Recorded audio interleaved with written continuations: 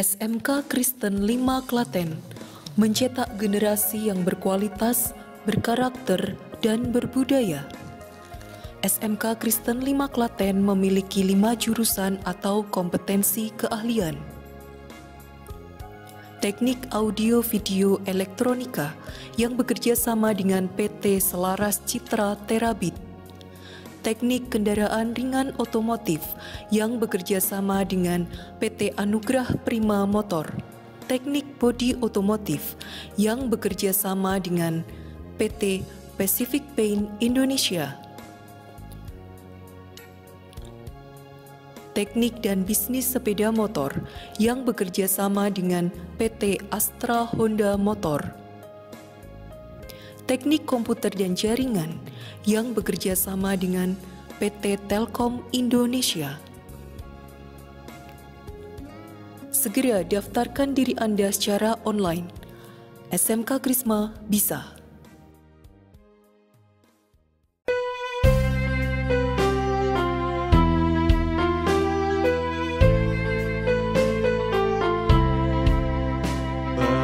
Bersoraklah dan puji Tuhan, hai manusia, dicurahkannya bagimu berkat karunia. Serahkanlah seluruh jiwa juga ragamu. Shalom. Jemaat yang dikasihi Tuhan, pada ibadah minggu ini kita diingatkan untuk tetap setia mengikut Tuhan Yesus, Sang Juru Selamat hidup kita. Meskipun kita tidak akan pernah lepas dari penderitaan, kita juga diingatkan untuk tetap hidup dalam kerendahan, seperti Tuhan Yesus yang berkenan merendahkan dirinya bagi keselamatan kita. Jemaat yang dikasihi dan mengasihi Tuhan Yesus, marilah ibadah pada hari ini kita awali masuk dalam suasana panggilan beribadah dengan ungkapan syukur kepada Tuhan secara bersautan. Hai orang-orang yang mengasihi Tuhan, bencilah kejahatan. Dia yang memelihara nyawa orang-orang yang dikasihinya Akan melepaskan mereka dari tangan orang-orang fasik. Terang sudah terbit bagi orang benar, Dan sukacita bagi orang-orang yang tulus hati. bersukacitalah akan Tuhan, Hai orang-orang benar, dan nyanyikanlah syukur bagi namanya yang kudus. Jemaat dimohon untuk berdiri. Kita akan menyanyikan kidung pujian nomor 4, bait 1, 2, dan 3, hormat dan puji.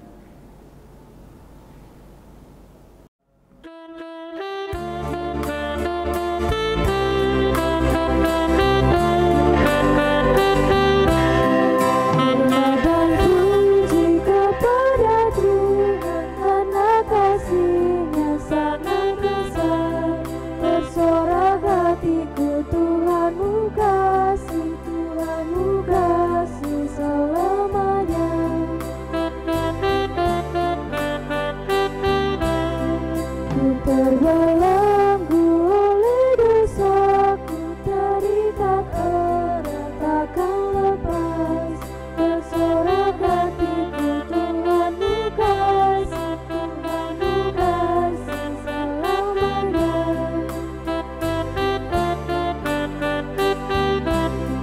Laut merinding dan mengancamku, maukah upahnya dosaku, bersorak hatiku, Tuhanmu kasih, Tuhanmu kasih selamanya.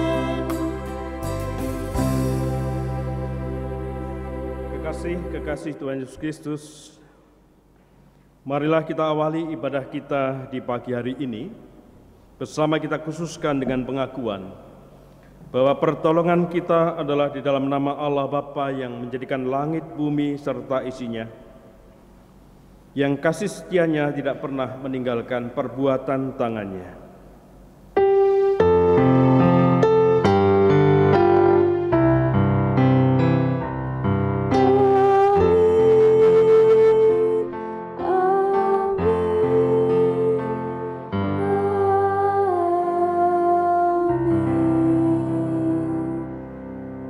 kasih karunia dan damai sejahtera dari Allah Bapa kita dan dari Tuhan Yesus Kristus kiranya ada pada saudara sekalian. Ada pada saudara juga. Saudara yang kasih dalam Tuhan, marilah ibadah kita di pagi hari ini kita buka di dalam nyanyian kidung pujian nomor 6 bait pertama dan yang ketiga. Jiwaku pujilah Tuhan.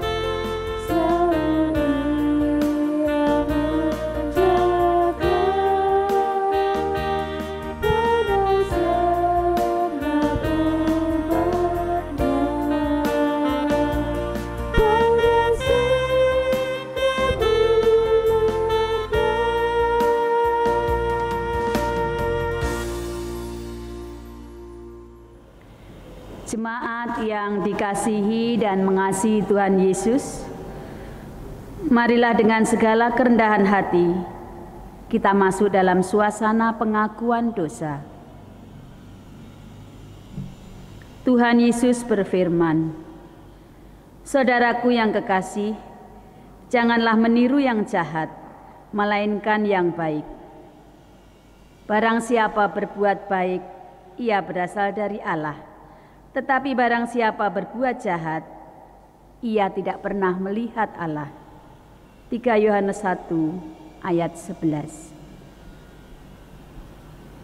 Dalam perjalanan kehidupan kita dengan segala dinamikanya, seringkali kita belum bisa mewujud nyatakan kehendak Tuhan tersebut dengan baik dan benar.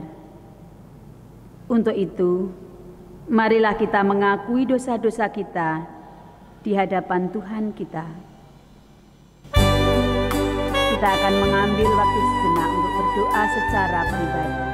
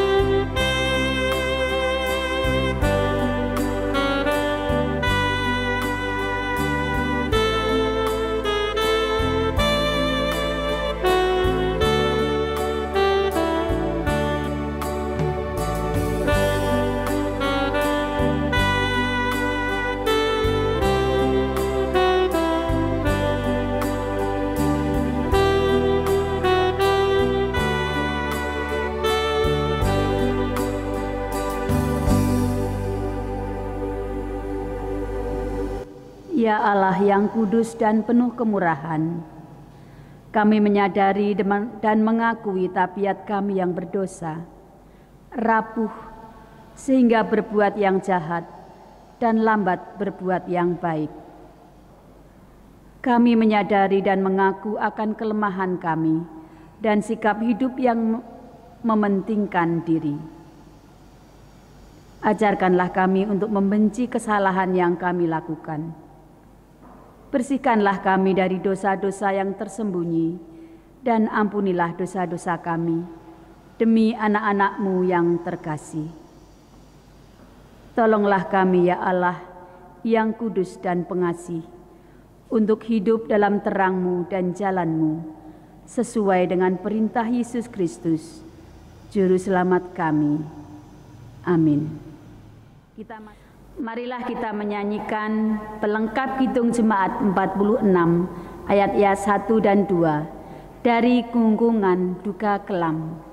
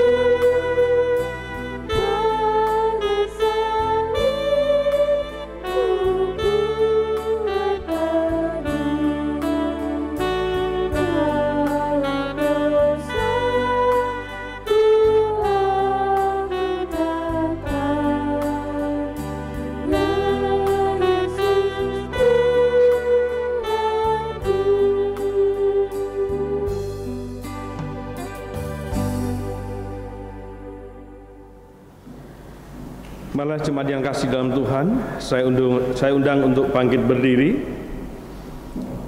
Kita bersama-sama akan menerima berita anugerah dari Tuhan.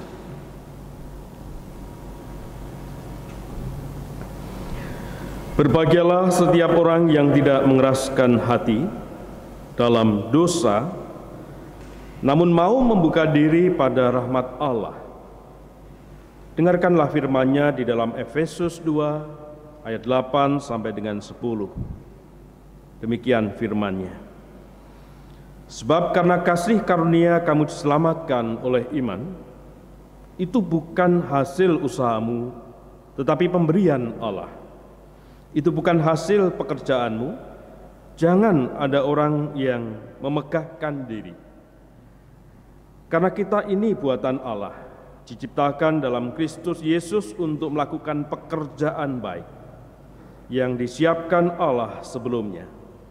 Ia mau supaya kita hidup di dalamnya, Demikianlah berita anugerah dari Tuhan. Syukur kepada Allah. Sebagaimana Tuhan telah mendamaikan kita dengan dirinya, marilah kita berdamai satu dengan yang lainnya. Damai Tuhan beserta kita. Mari bersama-sama kita naikkan nyanyian kesanggupan kita di dalam Kidung Jemaat 379, bait pertama dan yang ketiga, yang mau dibimbing oleh Tuhan.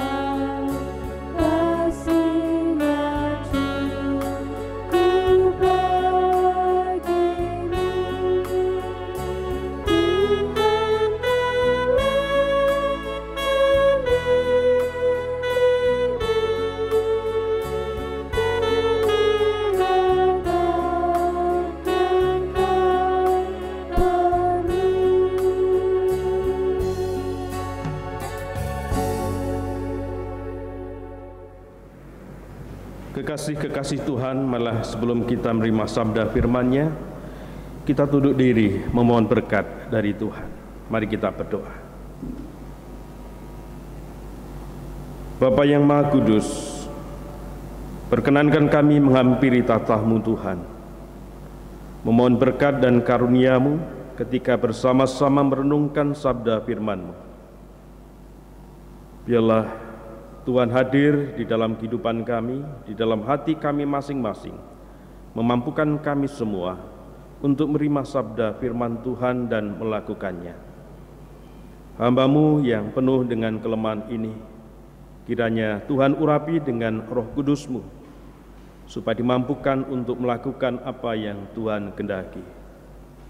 Di dalam kasih Tuhan Yesus Kristus, kami berdoa. Amin. Jemaat yang terkasih di dalam Tuhan, mari bersama-sama kita akan merenungkan sabda firman-Nya yang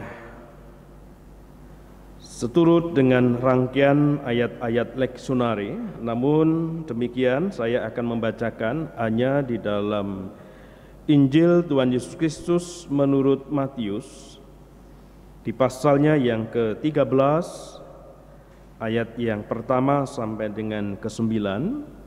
Kemudian disambung dengan ayat ke-18 sampai dengan ayatnya yang ke-23. Sabda firman Tuhan berbunyi demikian. Perumpamaan tentang seorang penabur. Pada hari itu keluarlah Yesus dari rumah itu dan duduk di tepi danau. Maka datanglah orang banyak berbondong-bondong lalu mengerumuni dia, sehingga ia naik ke perahu dan duduk di situ, sedangkan orang banyak semuanya berdiri di pantai. Dan ia mengucapkan banyak hal dalam perumpamaan kepada mereka. Katanya, adalah seorang penabur keluar untuk menabur. Pada waktu ia menabur, sebagian benih itu jatuh di pinggir jalan. Lalu datanglah burung dan memakannya sampai habis. Sebagian jatuh di tanah yang berbatu-batu, yang tidak banyak tanahnya. Lalu benih itu pun segera tumbuh karena tanahnya tipis. Tetapi sesudah matahari terbit, layulah ia dan menjadi kering karena tidak berakar. Sebagian lagi jatuh di tengah semak duri, lalu makin besarlah semak itu dan menghimpitnya sampai mati. Dan sebagian jatuh di tanah yang baik, lalu berbuah. Ada yang 100 kali lipat, ada yang 60 kali lipat, ada yang 30 kali lipat. Siapa bertelinga, hendaklah ia mendengar. 18. Karena itu, dengarlah arti perumpamaan penabur itu. Kepada setiap orang yang mendengar firman tentang kerajaan surga, tetapi tidak mengertinya, datanglah si jahat dan merampas yang ditaburkan dalam hati orang itu. Itulah benih yang ditaburkan di pinggir jalan. Benih yang ditaburkan di tanah yang berbatu-batu ialah orang yang mendengar firman itu dan segera menerimanya dengan gembira. Tetapi ia tidak berakar dan tahan sebentar saja. Apabila datang penindasan atau penganiayaan karena firman itu, orang itu pun segera murtad. Yang ditaburkan di tengah semak duri ialah orang yang mendengar firman itu, lalu kekhawatiran dunia ini dan tipu daya kekayaan menghimpit firman itu sehingga tidak berbuah. Yang ditaburkan di tanah yang baik ialah orang yang mendengar firman itu dan mengerti. Dan karena itu ia berbuah. Ada yang 100 kali lipat, ada yang 60 kali lipat, ada yang 30 kali lipat. Demikianlah Injil Yesus Kristus. Yang berbahagia ialah mereka yang mendengar firman Allah dan yang memeliharanya. Haleluya. Terpujilah Yesus.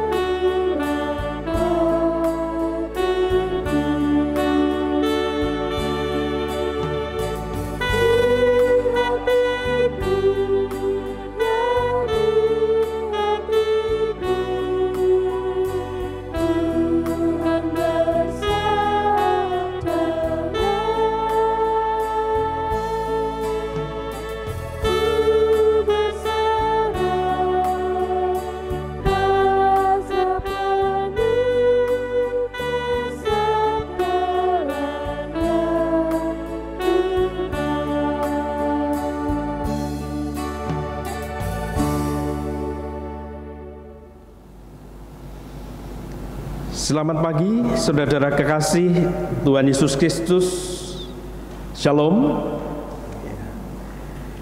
Lama tidak bertemu jemaat GKJ Jongrangan dengan saya. Kali ini kita bertemu di dalam dunia maya dan kita akan bersama-sama merenungkan sabda firman Tuhan yang akan saya berikan tema membangun komunitas pendidik yang tangguh dan berbuah nyata. Saudara yang terkasih di dalam Tuhan Yesus Kristus, beberapa orang melihat dunia ini itu seperti halnya dunia ini mengasingkan dirinya dari sebuah komunitas yang selama ini di mana dia ada dan berada. Mereka berpandangan bahwa kemajuan-kemajuan teknologi ilmu pengetahuan yang selama ini berkembang itu mungkin cocok dengan kebiasaan-kebiasaan masyarakat dunia barat yang mereka lebih cenderung untuk mempunyai sikap yang individualistik. Namun sikap individualistik ini tidak akan cocok untuk orang-orang dunia timur yang lebih memahami tentang kolektif, ya, kebersamaan, kelompok di dalam komunitasnya. Contoh yang sangat sederhana adalah ketika kita merayakan hari raya. Kemarin kita merayakan hari raya Idul Fitri, atau tahun-tahun yang lalu juga ada hari raya Idul Fitri atau Natal. Kecenderungan orang untuk kemudian berkumpul mengucapkan salam, mengungkapkan rasa persahabatan dan kekeluargaan, semakin hari, semakin tahun ke tahun ini itu semakin jarang. Mereka lebih mengandalkan gadget yang ada di dalam dirinya masing-masing, HP-nya, Android-nya, untuk sekedar mengucapkan selamat Idul Fitri, selamat Hari Natal, tanpa mereka bertemu bertatap muka. Dunia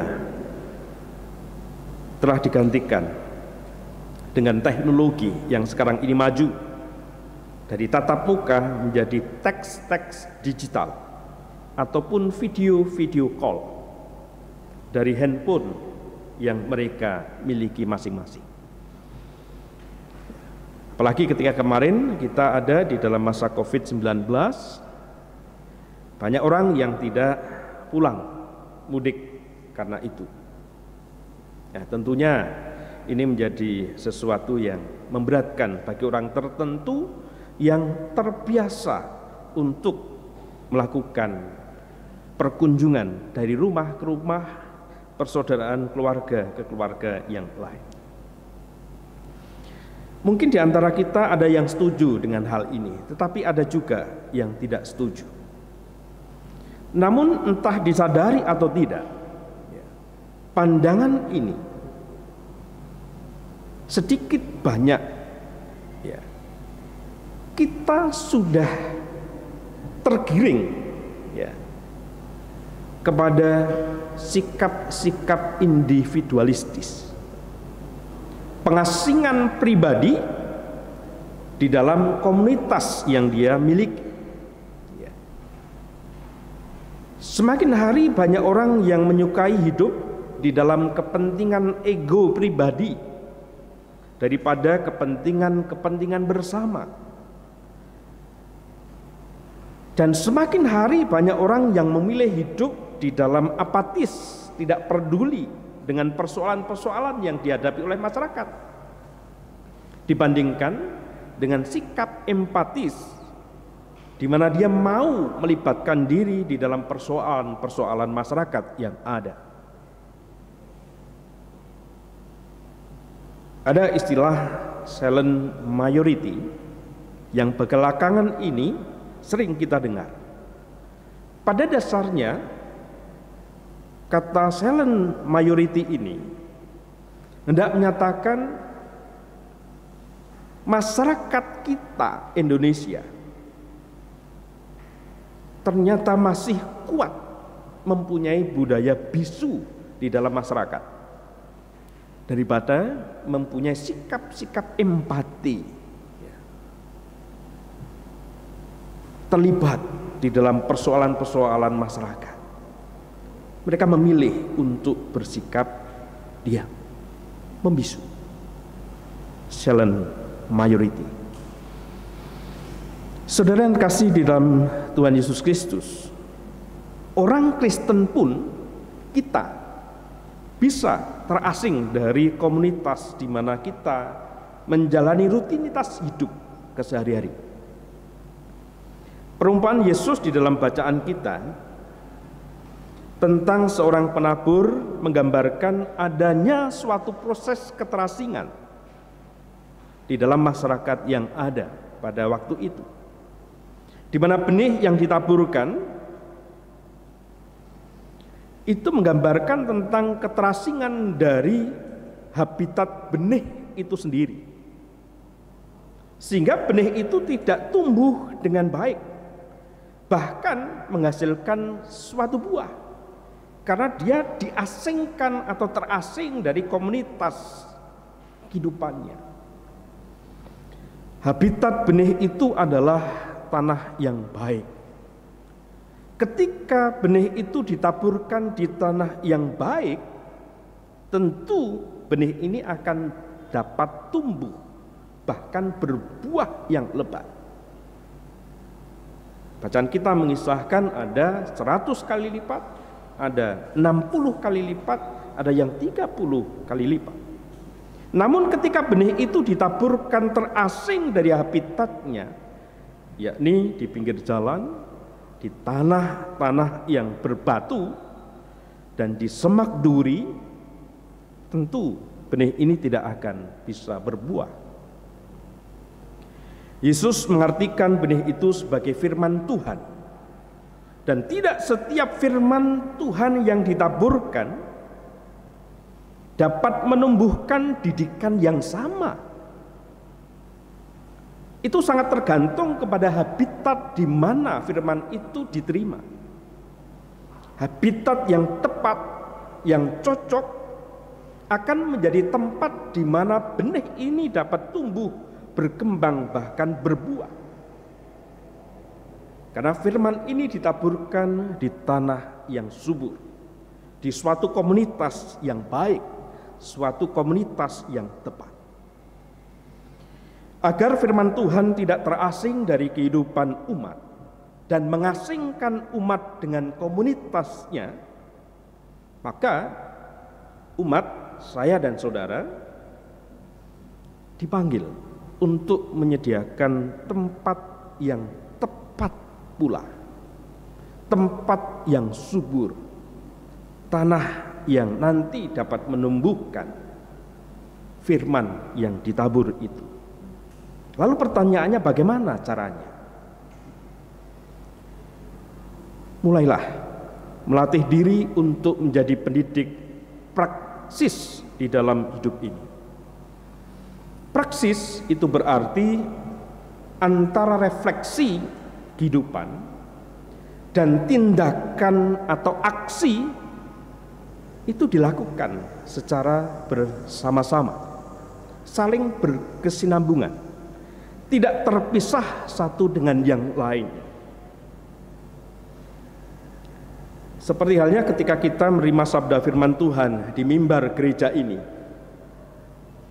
Ketika mimbar gereja ini mengajarkan tentang kasih kepada sesama, maka segeralah mewujud nyatakan dengan nyata, aksi yang nyata, tindakan yang bisa terlihat, mengasihi sesama, baik ketika kita meninggalkan gereja ini di hari itu juga atau di esok pagi. Firman kita terima, lalu kita implementasikan, kita wujudkan secara nyata di dalam kehidupan kita. Atau ketika kita mendidik anak-anak kita untuk terlibat mengasihi sesama yang sekarang ini terkena masa-masa pandemi COVID-19. Maka firman Tuhan yang kita tabur kepada anak ini, segeralah anak ini kita ajak untuk membuka celengan-celengan sosial. Anak mulai menabung dengan tujuan tabungan ini nanti akan diberikan kepada mereka-mereka yang terkena bencana COVID-19. Sehingga refleksi firman Tuhan itu langsung kita wujud nyatakan di dalam tindakan-tindakan kita. Sehingga akan terwujud sebuah komunitas yang membangun, komunitas yang akhirnya menyuburkan firman Allah yang kita tabur bersama. Oleh karena itu, saudara yang terkasih di dalam Tuhan Yesus Kristus, sadarilah, jikalau kita ini ingin menjadi suatu komunitas pendidik yang tangguh dan berbuah nyata, maka tidak lain dan tidak bukan, firman harus kita refleksikan dan sekaligus kita wujud nyatakan di dalam kehidupan kita. Siapkah Bapak, Ibu, Saudara, dan anak-anakku untuk terlibat menjadi komunitas yang membangun, komunitas pendidik yang tangguh, yang akhirnya dapat berbuah nyata bagi kemuliaan nama Tuhan? Tuhan memberkati. Amin.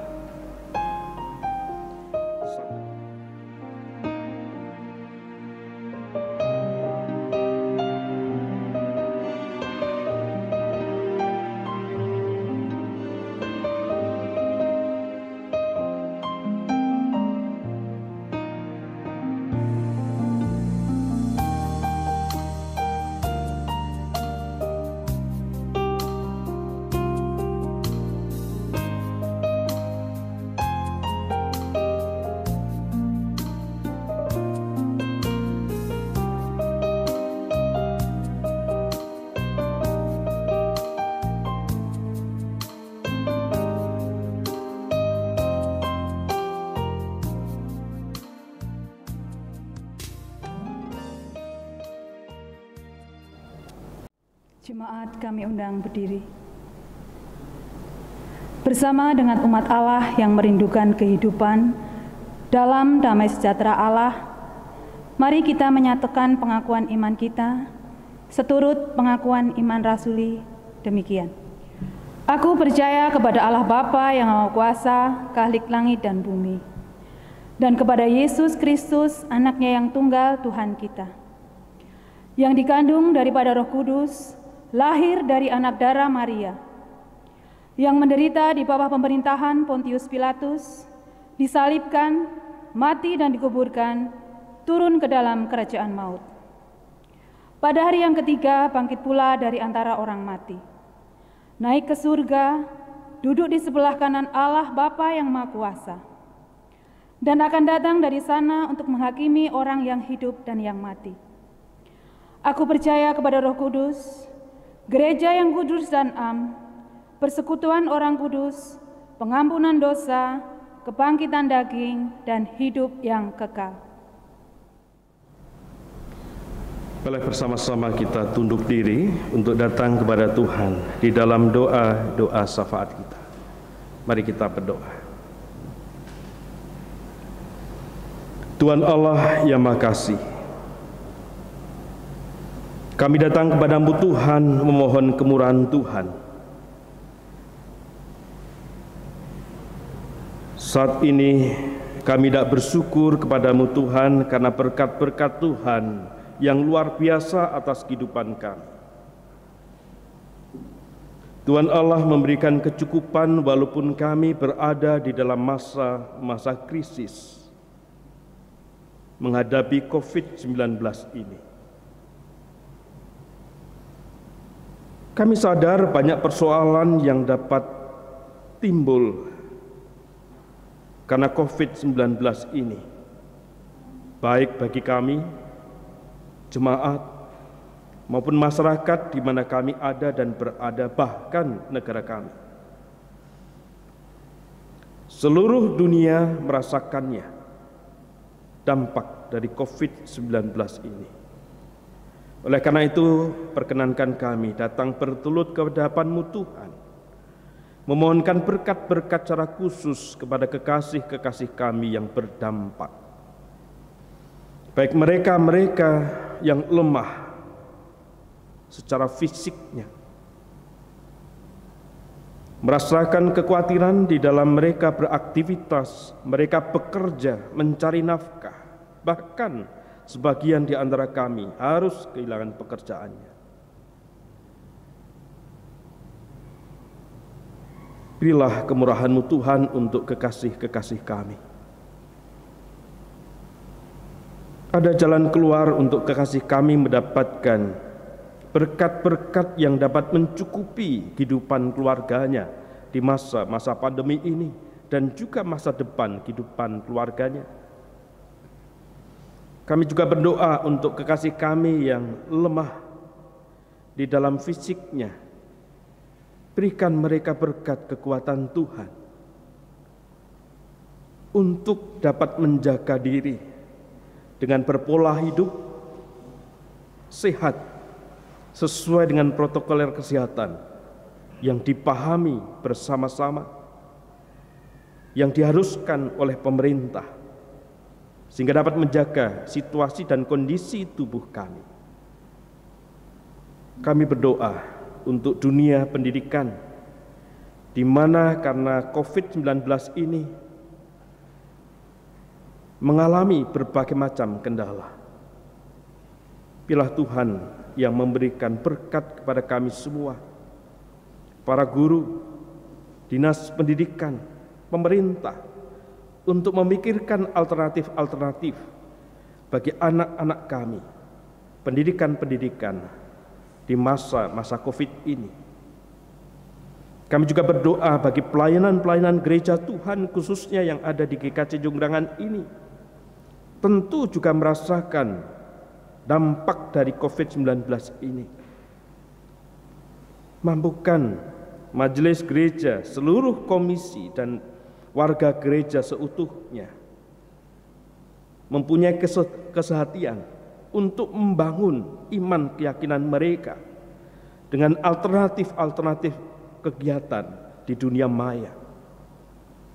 Sehingga walaupun kami menghadapi COVID-19 ini, namun karena kesehatan kami yang bertumbuh, kesehatan kami yang akhirnya mempunyai motivasi yang kuat untuk alternatif-alternatif kegiatan, akhirnya menguatkan iman jemaat.